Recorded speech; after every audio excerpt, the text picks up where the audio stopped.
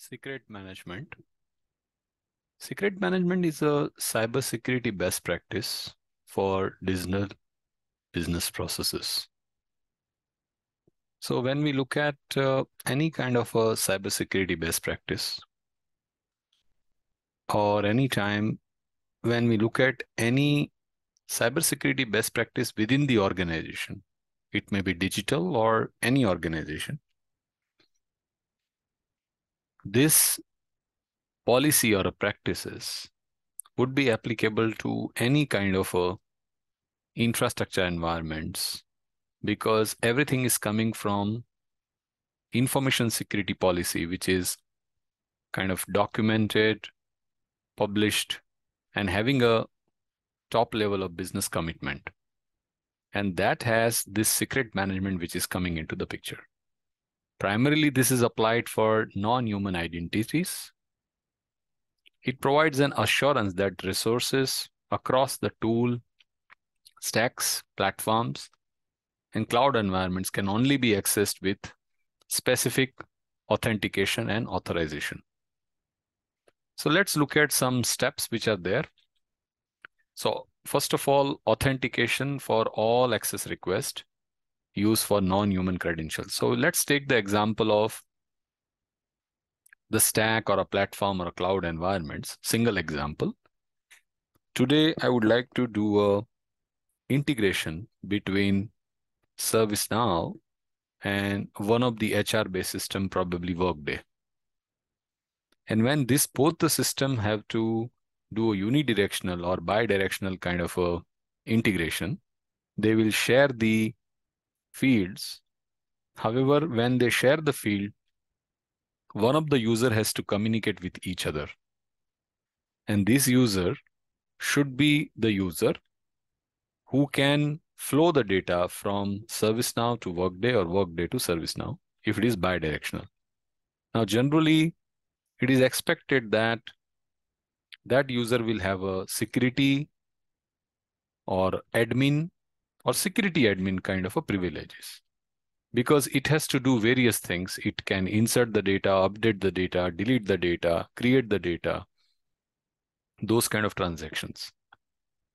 So now, when over a period of time, a lot of improvements and maturity happen in this security policy area, or for that matter in the IT industry, various companies and these policies and engineering aspects have brought the concept called service account. So service account is basically non-human accounts. And these non-human accounts try to communicate the data flow across both the system. So this particular non-human or service account, it may be bot account also, will have these credentials. And they will have enforcing the principles of least privilege, which is the next step.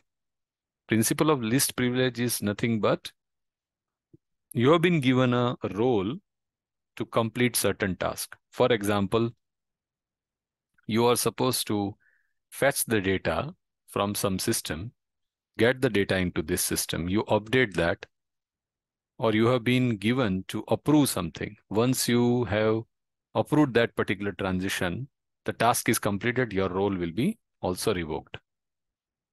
So it's like for a specific task, you have been given the role. The third aspect is enforcing role-based access control and regularly rotate with the credentials. Now, role-based access control means there are approvals. So you will be given approvals to, there are some tasks which are getting created to approve. So you will be given an approval kind of a role. There are some tasks which are supposed to be fulfilled.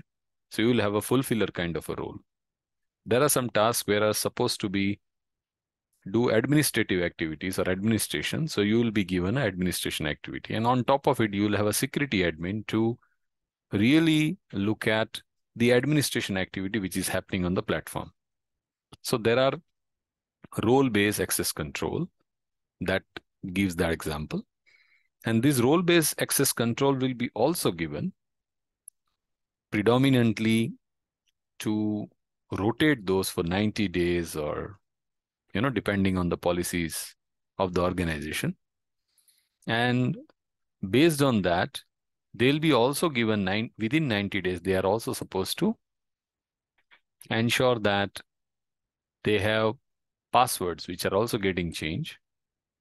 And those passwords will be also expired within 90 days.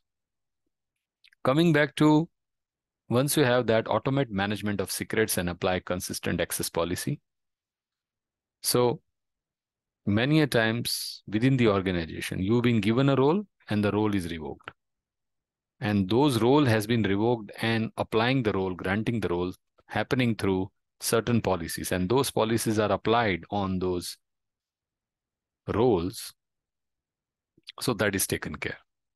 Now, the access policies, the credentials, the password, the role, which can be also tracked through and having a log or having a audit table. In that you will be able to see this time particular role is being given, this time the role is being revoked, this time is role given, this time is role revoked. So you'll be able to look at that for human being also, or non-entity or non-human beings also.